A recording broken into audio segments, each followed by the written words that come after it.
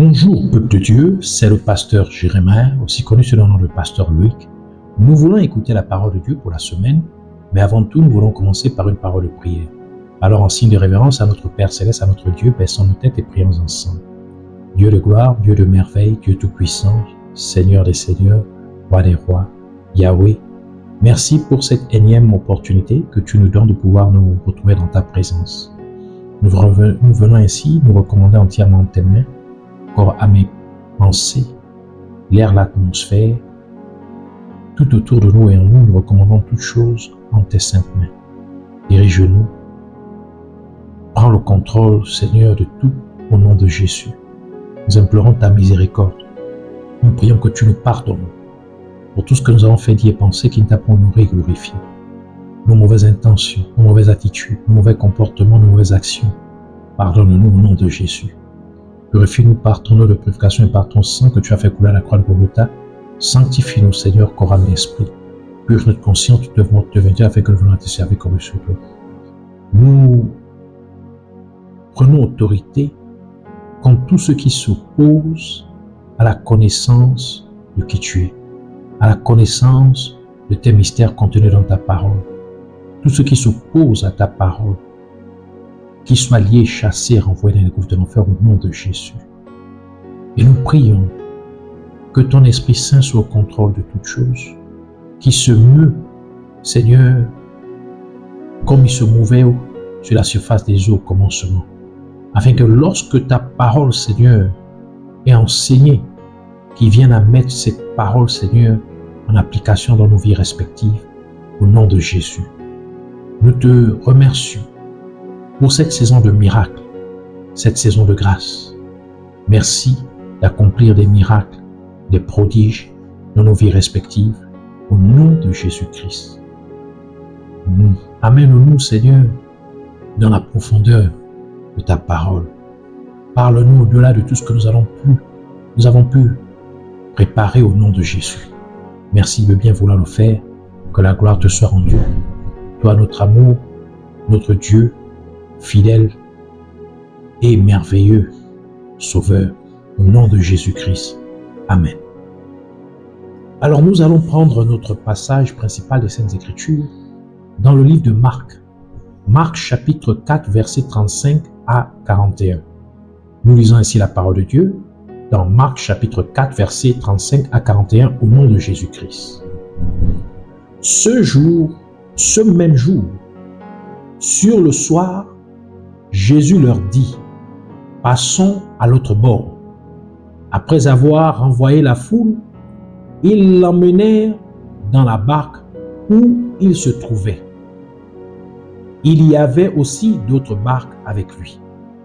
Il s'éleva un grand tourbillon et les flots se jetaient dans la barque, au point qu'elle se remplissait déjà. Et lui, il dormait à la poupe sur le coussin. Ils le réveillèrent et ils lui dirent, « Maître, ne t'inquiètes-tu pas de ce que nous périssons? » S'étant réveillé, il menaça le vent et dit à la mer, « Silence, tais-toi. » Et le vent cessa. Et il y eut un grand calme. Puis il leur dit, « Pourquoi avez-vous ainsi peur? Comment n'avez-vous point de foi? » Ils furent saisis d'une grande frayeur et ils se dirent les uns aux autres, « Quel est donc celui-ci à qui obéissent même le vent et la mer? » Que le Seigneur bénisse sa parole, qu'elle vienne pleine de grâce, de vie, de révélation, de profondeur et de miracles au nom de Jésus-Christ. Avant que nous ne commençons, je voudrais que vous puissiez vous souscrire sur notre page YouTube ou que vous nous suivez sur Facebook. Merci aussi de partager cet enseignement à plusieurs personnes dans vos contacts, afin que eux aussi soient bénis par cet enseignement très important au nom de Jésus-Christ. Un enseignement prophétique au nom de Jésus. Merci. Alors nous voulons continuer dans notre série d'enseignements sur comprendre les miracles de Jésus-Christ. Et pour cette semaine en particulier, nous voulons parler du 6e miracle de Jésus-Christ dans l'évangile de Marc. Le 6e miracle de Jésus-Christ, tel que décrit dans l'évangile de Marc, voit Jésus-Christ apaiser le vent et la mer. Jésus-Christ était à bord de la barque avec ses disciples alors qu'il se dirigeait vers l'autre bord. Le navire représente l'Église, c'est-à-dire la barque représente l'Église et l'autre bord représente la destination finale de l'Église. Je reprends. La barque est une représentation de l'Église de Dieu sur terre. Et l'autre bord est une représentation de la destination finale que l'Église, vers laquelle l'Église de Dieu sur terre se dirige. Jésus-Christ dit à ses disciples, passons de l'autre bord, ou passons à l'autre bord. La destination est donc l'autre bord. Et cet autre bord était en réalité le pays des Gadaréniens. Je reprends. Cet autre bord était en vérité le pays des Gadaréniens. Tel que le détaille le chapitre suivant, dans Marc chapitre 5 verset 1, qui dit « Ils arrivèrent à l'autre bord de la mer, dans le pays des Gadaréniens. » Le nom Gadarénien vient du grec ancien Gadarenos, qui signifie récompense finale. Cela nous révèle donc que la destination finale de l'Église de Dieu sur terre est un lieu où il y a une récompense. C'est un endroit où quiconque y parvient reçoit une récompense. C'est pourquoi Jésus-Christ a déclaré dans Matthieu chapitre 24 verset 13 « Mais celui qui persévérera jusqu'à la fin sera sauvé. » 2 Timothée chapitre 4 verset 8 ajoute « Désormais » ici c'est l'apôtre Paul qui parle, il dit « Désormais la couronne de justice m'est réservée. Le Seigneur, le juste juge, me le donnera dans ce jour-là. Et non seulement à moi, mais encore à tous ceux qui auront aimé son avènement. » Donc sa venue. Et le livre de Jacques confirme cette récompense en déclarant ce qui suit dans Jacques chapitre 1 verset 12. « Heureux l'homme qui supporte patiemment la tentation, car après avoir été éprouvé, il recevra la couronne de vie que le Seigneur a promise à ceux qui l'aiment. » Nous comprenons donc que la destination finale de l'Église est le ciel. Le lieu vers lequel l'Église de Dieu sur terre se dirige est le paradis de Dieu. Et le moyen par lequel l'Église de Dieu, en tant que groupe collectif, atteindra sa destination finale sera l'enlèvement, comme le suggère l'épître aux Éphésiens, Éphésiens chapitre 5 verset 27 qui dit « Afin de faire paraître devant lui, donc devant Jésus-Christ, cette Église glorieuse, sans tache, ni ride, ni rien de semblable, mais sainte et irrépréhensible. » Et cela est confirmé par le fait que l'enlèvement ou l'événement de notre passage principal des Saintes Écritures s'est produit pendant la nuit. Donc, ce qui s'est passé dans la barque ou en plein milieu de la mer s'est déroulé durant la nuit. Et la parole de Dieu dit que nous sommes actuellement à l'heure de minuit. Car nous sommes dans un temps où la nuit et le jour se rencontrent. Romains chapitre 13, verset 12 qui dit « La nuit a avancé, le jour approche. Dépouillons-nous donc des œuvres des ténèbres et revêtons les armes de la lumière. » Donc nous sommes à un temps où la nuit et le jour coïncident. Quel est ce temps si ce n'est que minuit? Car c'est à minuit où le jour et la nuit se rencontrent. Et nous savons que l'enlèvement de l'Église aura lieu à minuit, comme Jésus-Christ l'a suggéré à travers la parabole des 10 vierges. Matthieu chapitre 25, verset 6 qui dit « Au milieu de la nuit, on cria, voici l'époux. » D'autres versions parlent de minuit. On cria, voici l'époux, allez à sa rencontre. Ainsi, Jésus-Christ et ses disciples se dirigeaient vers l'autre bord. Et quelque part au milieu de la mer, Jésus-Christ dormait à l'arrière de la barque. Et nous pouvons nous rappeler ce que Jésus-Christ a dit lorsque Lazare décéda. Dans Jean chapitre 11, versets 11 à 14 qui dit « Après ces paroles, il leur dit « Lazare, notre ami dort, mais je vais le réveiller. » Les disciples lui dirent « Seigneur, s'il dort, il sera guéri. » Jésus avait parlé de sa mort, mais ils crurent qu'il parlait de l'assoupissement du sommeil. Alors Jésus leur dit ouvertement « Lazare est mort. » Selon Jésus-Christ, le sommeil représente la mort. Par conséquent, le sommeil de Jésus-Christ dans la barque impliquait spirituellement sa mort.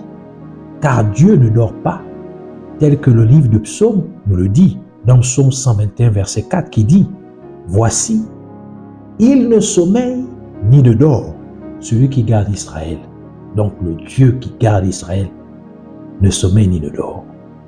Nous pouvons donc comprendre que le sommeil de Jésus-Christ à bord de la barque prophétisait sa mort, de la même manière que Jésus-Christ avait affirmé que Lazare dormait alors qu'il était mort.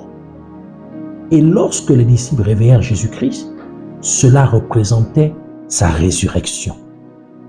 Ainsi, le fait que Jésus-Christ dormait et puis qu'il fut réveillé, alors que les disciples étaient en difficulté pendant leur voyage vers l'autre bord, a assuré que les disciples puissent atteindre leur destination. Nous comprenons donc que pendant que nous voyageons vers notre demeure céleste, la mort et la résurrection de Jésus-Christ assureront que nous atteindrons notre destination céleste. La mort et la résurrection de Jésus-Christ sont la garantie du succès de notre voyage vers le paradis. Soyez donc certains d'atteindre le ciel, car Jésus-Christ est mort et ressuscité pour vous. Soyez pleinement assurés que vous n'allez pas échouer dans votre voyage vers votre demeure céleste, car Jésus-Christ est mort et il est ressuscité d'entre les morts. Soyez sûrs que vous allez accéder au ciel, car Jésus-Christ est mort et ressuscité pour vous.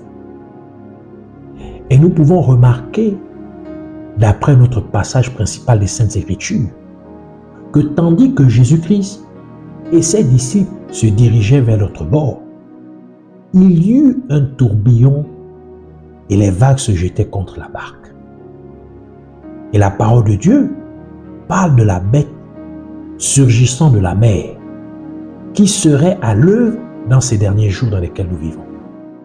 Apocalypse chapitre 13, verset 1 et verset 7 à 8, qui dit « Et il se tint sur le sable de la mer, puis je vis monter de la mer une bête qui avait 10 cornes et 7 têtes, et sur ses cornes 10 diadèmes, et sur ses têtes les noms de blasphème. » Verset 7. Et il lui fut donné de faire la guerre aux saints et de les vaincre. Et il lui fut donné autorité sur toute tribu, tout peuple, toute langue et toute nation. Et tous les habitants de la terre l'adoreront. Ce dont le nom n'a pas été écrit dès la fondation du monde dans le livre de vie de l'agneau qui a été immolé. Et le même livre d'Apocalypse parle aussi de la prostituée assise sur les eaux. Apocalypse chapitre 17, verset 15 qui dit « Et il me dit, les eaux que tu as vues, sur lesquelles la prostituée est assise, ce sont des peuples, des foules, des nations et des langues. » Cela nous révèle donc qu'alors que l'Église se dirige vers sa destination finale, le royaume des ténèbres, par l'intermédiaire du monde sous-marin, veut l'empêcher d'accéder au ciel.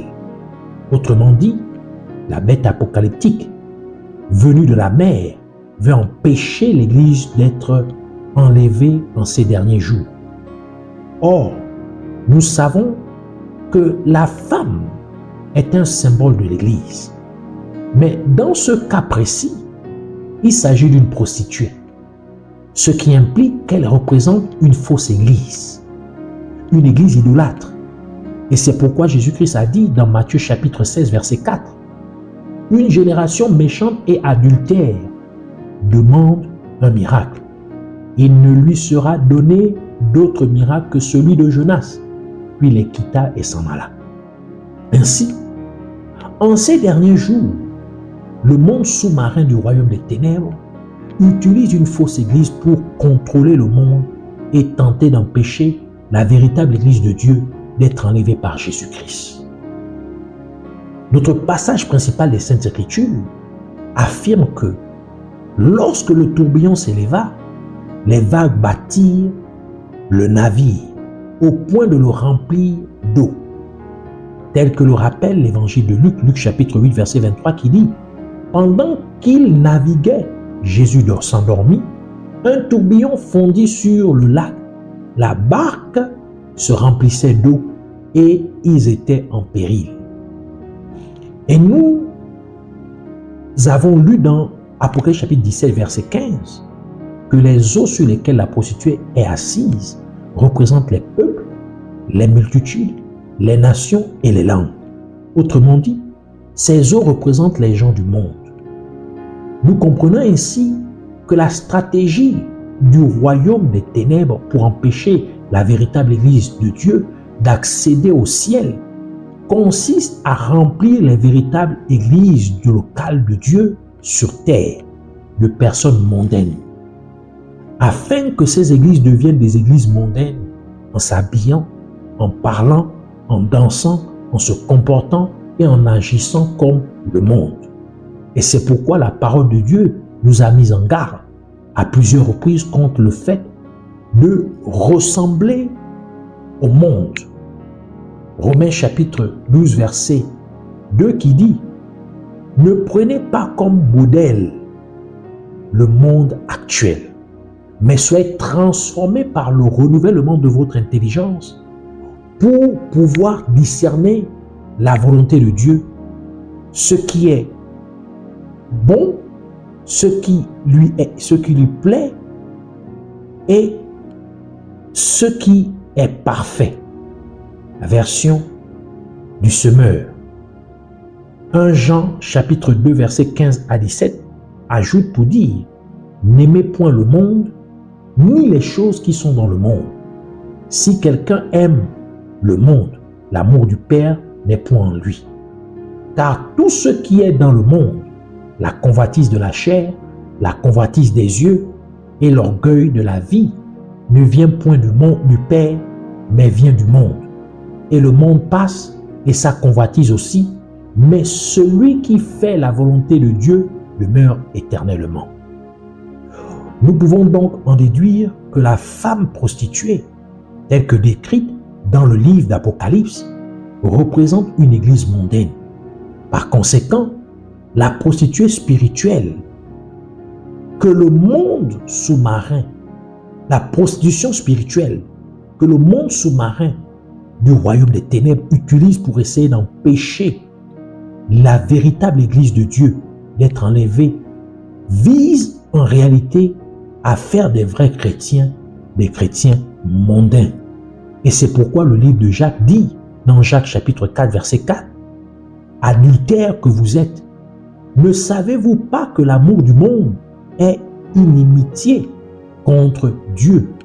Celui donc qui veut être ami du monde se rend ennemi de Dieu. » Et c'est aussi pour cette raison que Jésus-Christ a explicitement déclaré ce qui suit à propos des véritables chrétiens. Dans Jean chapitre 17, verset 16, en disant « Ils ne sont pas du monde, comme moi, je ne suis pas du monde. » Ainsi, les disciples représentant la véritable Église de Dieu ont dû réveiller Jésus-Christ.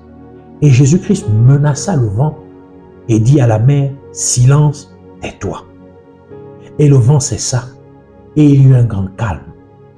Cela nous dit donc que lorsque les voix du monde veulent nous envahir, nous devons réveiller Jésus-Christ.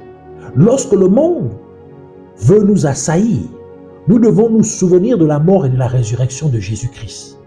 Car Jésus-Christ nous a délivrés de ce monde méchant, comme le déclare la parole de Dieu dans Galates chapitre 1, versets 3 à 5, qui dit « Que la grâce et la paix vous soient accordées par Dieu notre Père et par le Seigneur Jésus-Christ. » Christ s'est offert lui-même en sacrifice pour expier nos péchés, afin de nous délivrer du monde présent dominé par le mal. Il a ainsi accompli la volonté de Dieu, notre Père, à qui soit la gloire pour l'éternité. Amen.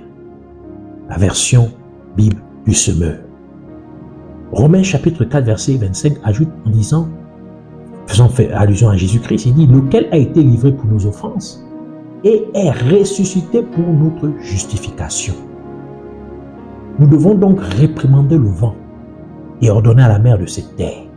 Nous devons dire au royaume des ténèbres que nous ne sommes pas du monde. Puissiez-vous donc réprimander les mauvaises voies de ce monde au nom de Jésus-Christ. Puissiez-vous ordonner aux mauvaises voies de ce monde de se taire au nom de Jésus-Christ.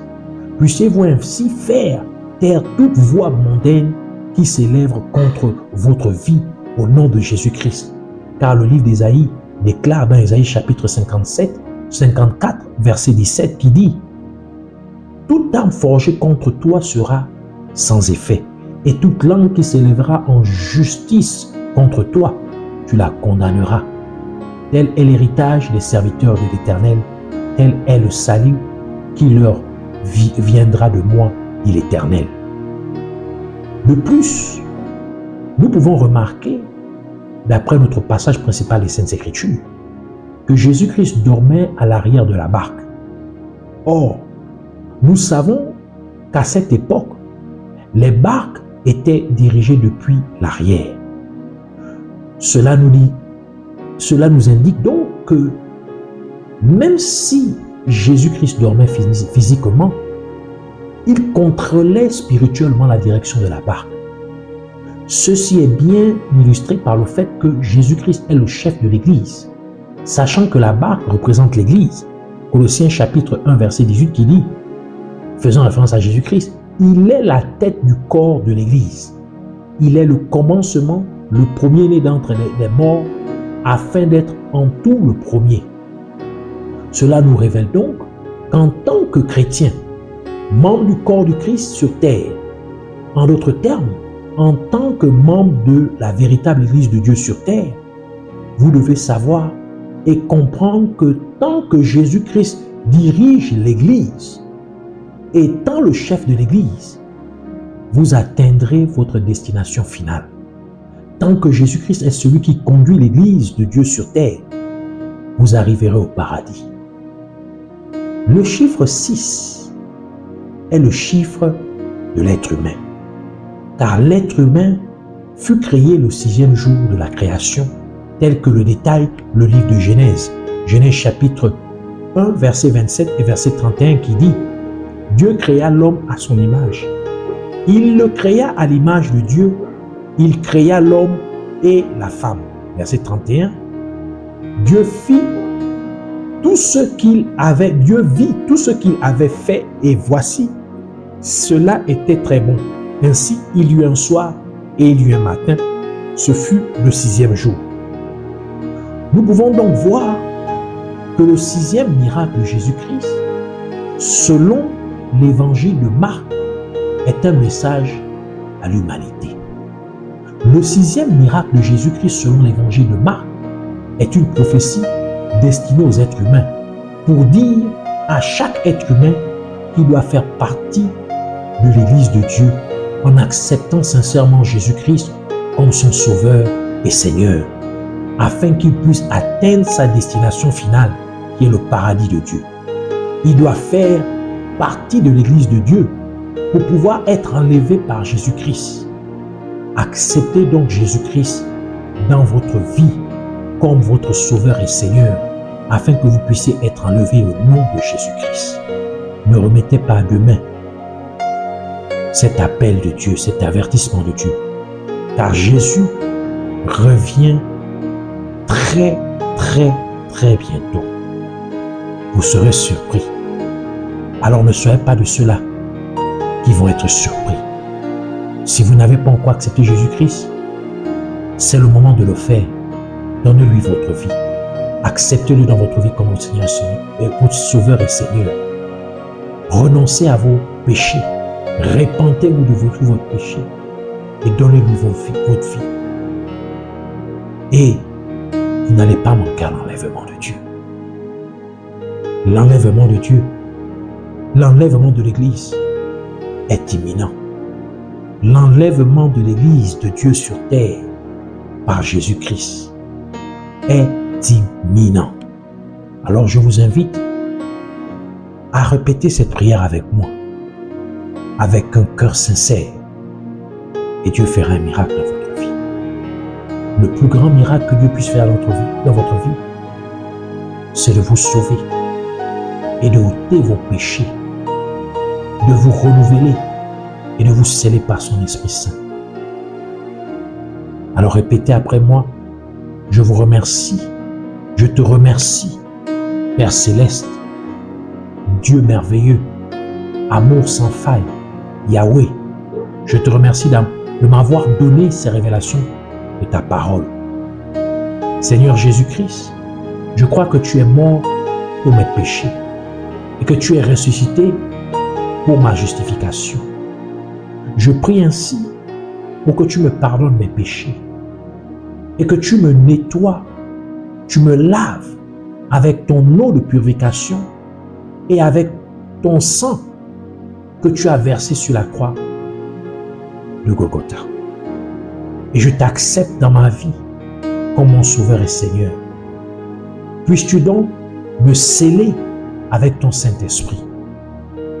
Et maintenant que je t'ai donné ma vie, Seigneur Jésus, tu diriges maintenant la barque de ma vie. Et parce que tu diriges ma vie, je sais que j'y arriverai dans la vie, au nom de Jésus-Christ. Et parce que la parole de Dieu dit que toute langue qui s'élèvera en jugement contre moi, je la condamnerai. Je condamne donc toute voix négative contre ma vie au nom de Jésus-Christ. Je fais taire toutes les voix du monde parlant contre ma vie au nom de Jésus-Christ. Et parce que je suis maintenant en Jésus-Christ, je suis membre du corps du Christ. Je fais partie de l'Église de Dieu. Par conséquent, j'ai l'assurance d'arriver au ciel, car Jésus-Christ est mort et ressuscité pour moi. Et parce que Jésus-Christ est mort et ressuscité pour moi, je sais que je ne manquerai pas à l'enlèvement de l'Église. Au nom de Jésus-Christ, je te remercie, Abba Père, le seul et véritable Dieu, Yahweh. Je te remercie de m'avoir exaucé. Puisses-tu être glorifié et magnifié pour toujours et à jamais. Au nom de Jésus-Christ. Amen. Je vous prie de bien vouloir partager cet enseignement très important à tous vos contacts. Au nom de Jésus-Christ. Jouez le rôle d'un évangéliste. Soyez l'instrument que Dieu utilise pour que quelqu'un d'autre soit sauvé. Et comme Dieu récompense ses ouvriers, car la parole de Dieu déclare que l'ouvrier mérite son salaire. Dieu vous récompensera abondamment. Au nom de Jésus-Christ. Si vous n'êtes pas encore souscrit sur notre page YouTube, souscrivez-vous et vous serez énormément bénis. Au nom de Jésus. Amen.